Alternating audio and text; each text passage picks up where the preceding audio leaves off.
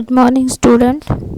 Today we'll start chapter 5, Force and Laws of Motion.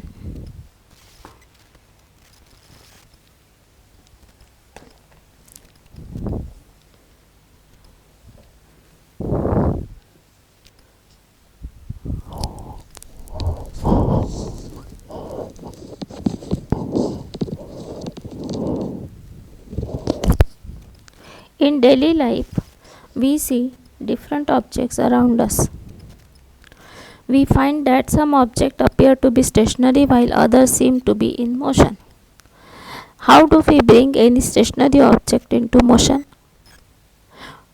To ride a bicycle, we need to pedal it. When we stop pedaling, the speed of the bicycle decreases. To keep the cycle in motion, we need to pedal again. Similarly, to bring a ball in motion, we can push or throw it. On applying a push, does not the ball get in motion forever? Or does it come to a stop in a while? What is the reason behind the ball to stop?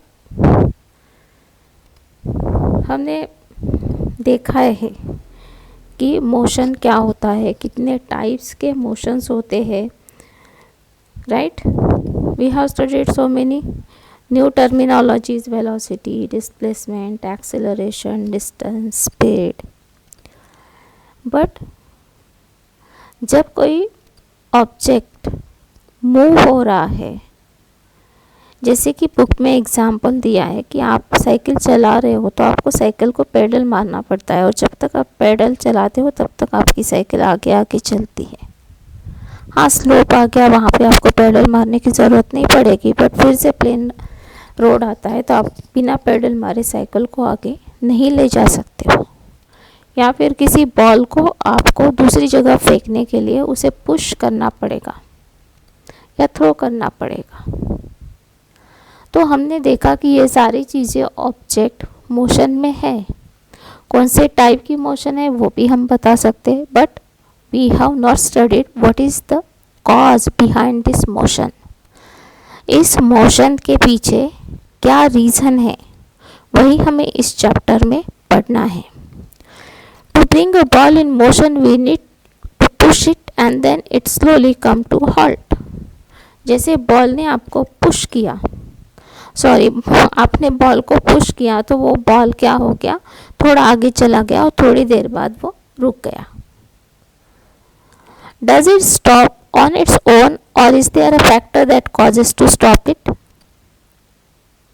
क्या वो अपने आप रुक गया या उसके लिए किसी ने उस बॉल को रोका है? बिना किसी ने रोके हुए भी थोड़ी देर चलने के बाद वो बॉल रुक गया, तो वो बॉल क्यों रुका, उसके लिए रीज़न क्या है?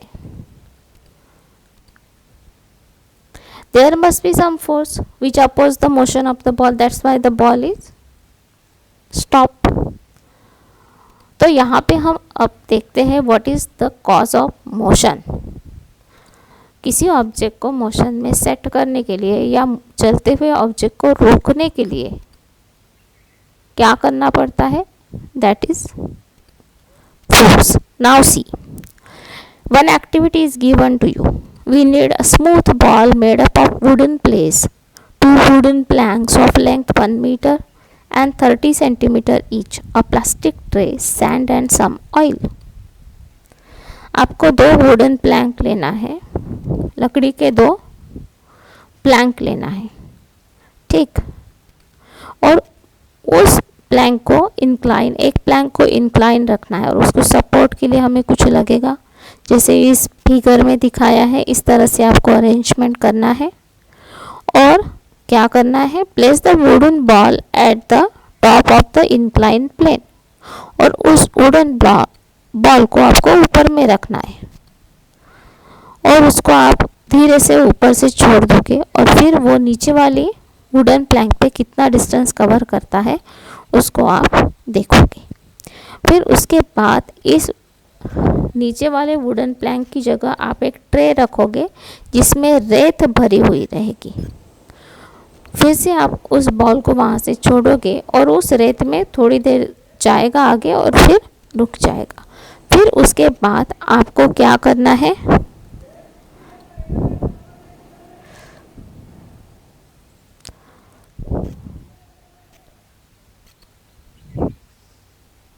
फिर आपको repeat the above step using a smooth plastic tray and some such object which gets smoother after applying it. फिर उस ट्रे में से सैंड को निकाल लो प्लास्टिक ट्रे में से और उसके ऊपर थोड़ा सा ऑयल लगा दो। फिर उस बॉल को फिर आप ऊपर से डालोगे तो वो बॉल थोड़ा ज़्यादा दूर तक जाएगा। हर बार उस बॉल ने जो हॉरिजॉन्टल प्लेन पे जो डिस्टेंस कवर किया है उसको हमने मेजर किया। ठीक, हमें क्या दिखा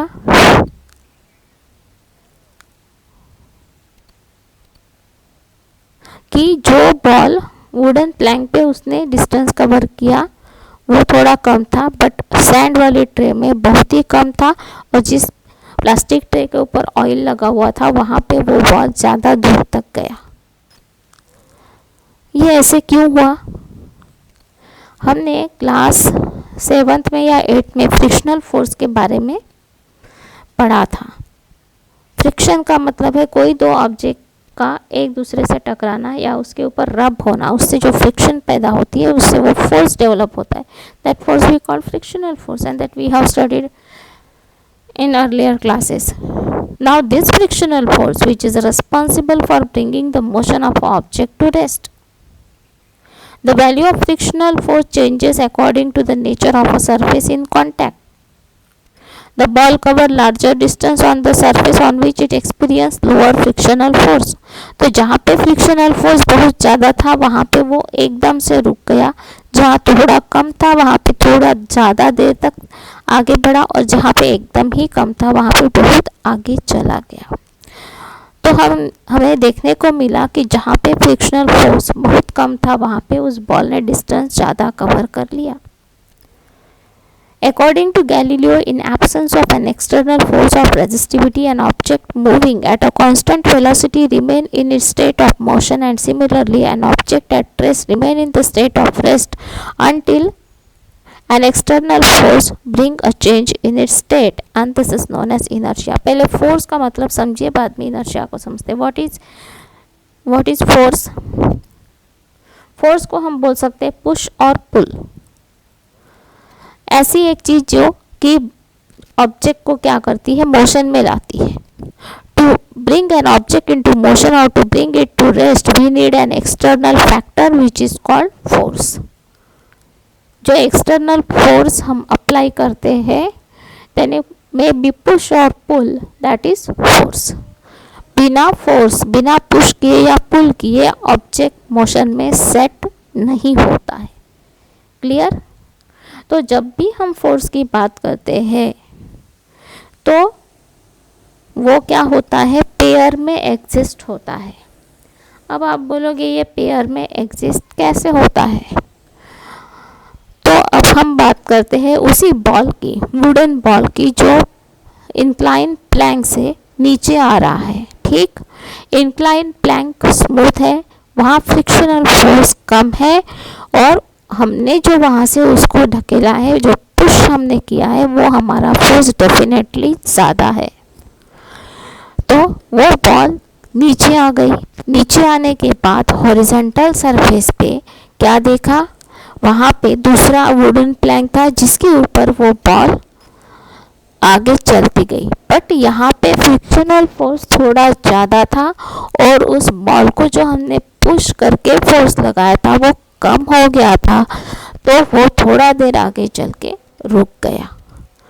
रुकने के लिए उसको रीज़न क्या था, that is frictional force overcome the force applied. हमने जो फोर्स अप्लाई किया उससे वो ज़्यादा हो गया और फ्रिक्शनल फोर्स की वजह से वो बॉल वहाँ पे रुक गई। इस तरह से जब भी बात होती है तो फोर्स को हमें समझना है कि वो पेयर में एग्जिस्ट होता है। जैसे कि आप साइकिल चलाते हो, पेडल मारते हो, तो यू आर अप्लाइंग फोर्स। आप मैकेनिकल फोर्स अप्लाई कर रहे हो तब भी आपकी साइकिल आगे जा रही है, but at the same time the frictional force between the tires and the surface of the road try to oppose the motion of the cycle. उस फ्रिक्शनल फोर्स का काम क्या है? आपकी मोशन को अपोज करना। आप देखोगे स्लिपरी रोड रहते हैं रेनी सीजन में, तो क्या होता है, आप फोर्स अप्लाई करते हो ज़्यादा हो जाता है और सरफेस स्मूथ होने की वजह से फ्रिक्शन कम होता है और साइकिल स्लिप हो जाती है। वहाँ पे क्या हो जाता है, मैकेनिकल फोर्स ज़्यादा होता है और फ्रिक्शनल फोर्स कम हो जाता है। बट जब ये दोनों फोर्स बैलेंस हो जाते हैं तो क्या होता है, ऑब्जेक्ट सेट इन मोशन, क्योंकि वो दोनों क्या करते हैं, एक दूसरे को कैंसल कर देते हैं।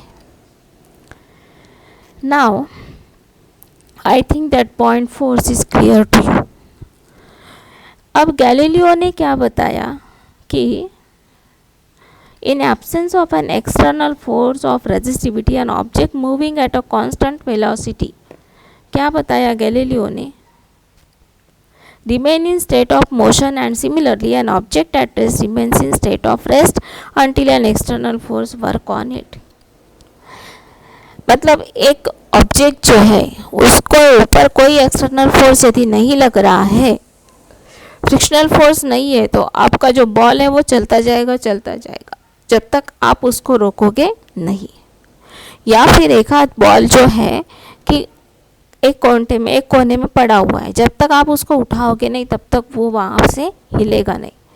मीन्स जो बॉडी, जो ऑब्जेक्ट मोशन में है वो मोशन में ही रहेगा, जो रेस्ट में है रेस्ट में ही रहेगा। कब तक? जब तक हम उसके ऊपर कोई फोर्स अप्लाई नहीं करते। तो ये जो बॉडी की टेंडेंसी होती है जिस स्थिति में है उसी स्थिति में रहने की, उसको हम बोलते हैं इनर्शिया।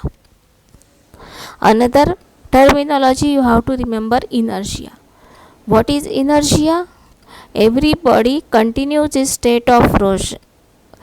बॉडी की जो टेंडेंसी है, रेस्ट में है तो रेस्ट, या फिर मोशन में तो मोशन में रहने की, उसके लिए बोला जाता है inertia. That point is clear to you, what is inertia?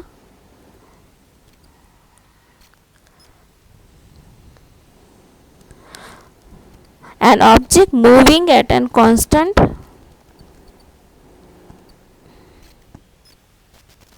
an object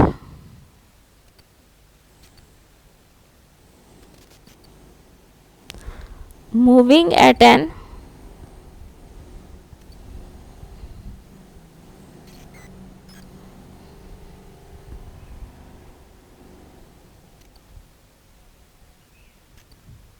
an object moving at an constant velocity remain in its state of motion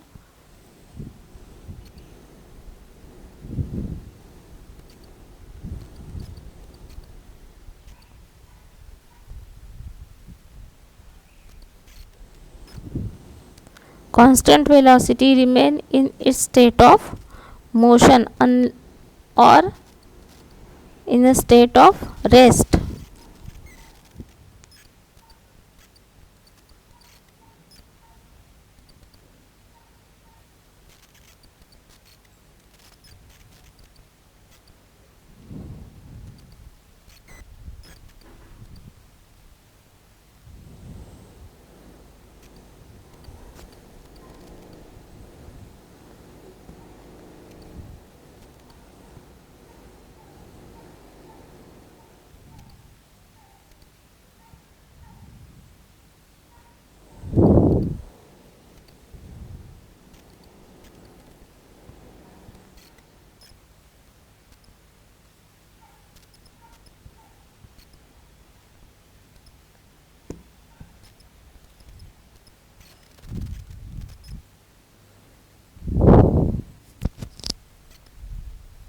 An object moving at a constant velocity remain in its state of motion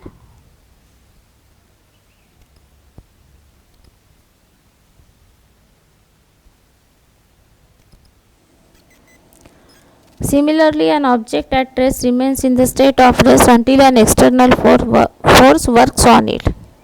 मतलब जो कोई object है जो जिस स्थिति में वैसे स्थिति में रहना चाहता है, कब तक? जब तक उसके ऊपर कोई एक्सटर्नल फोर्स वर्क नहीं होता है। Therefore, we say that an object remain in a state of motion or rest unless an external force brings a change in its state. This is known as inertia. जो tendency of a body to remain in state of rest or of uniform motion, that is inertia. कब तक? Unless it is acted upon by an external unbalanced force. We can witness several examples of inertia in our daily life. On suddenly applying brakes of a moving vehicle, the person sitting inside it involuntarily bends in the forward direction and the items in the vehicle also slide forward. हम देखते हैं कि अचानक से गाड़ी में आप बैठे और ब्रेक लग गए तो आप एकदम सामने से झुक जाते हो फॉरवर्ड डायरेक्शन में, और यदि सामान लिखा है तो वो भी क्या हो जाता है? स्लाइड हो जाता है, थोड़ा सा सरकता है फॉरवर्ड डायरेक्शन में। क्यों होता है ऐसे? क्योंकि हम तो रेस्ट में बैठे, हमारी टेंडेंसी नहीं है कि हम गाड़ी रुके तो उसके साथ रुक जाए, इसलिए हमारी बॉडी की सिचुएशन जो है वो कैसी है? मोशन में ही है, इसलिए हम लोग को क्या होता है? हम बेंड होते हैं फॉरवर्ड डायरेक्शन में। Person sitting inside a moving vehicle is in motion along with the vehicle. When vehicle come to a halt the lower body of the person which in contact with the seat comes to rest while the upper body remain in motion due to inertia. हम seat पे बैठे हैं और एकदम से आप जिस गाड़ी में बैठे हो उसमें ब्रेक लग गए तो आप एकदम सामने झुक जाते हो। ऐसा क्यों होता है? क्योंकि हमारी सीट पे बैठे हैं तो हमारी लोअर पार्ट जो है बॉडी का वो मोशन में रहता है व्हीकल के साथ, और जैसे ही ब्रेक लगते हैं तब लोअर बॉडी पार्ट भी हल्ट में आता है, बट अपर बॉडी पार्ट जो मोशन में ही रहता है, इसलिए हम फॉरवर्ड बेंड होते हो, and this is due to inertia. Hence the person inside the vehicle bends forward. Similarly,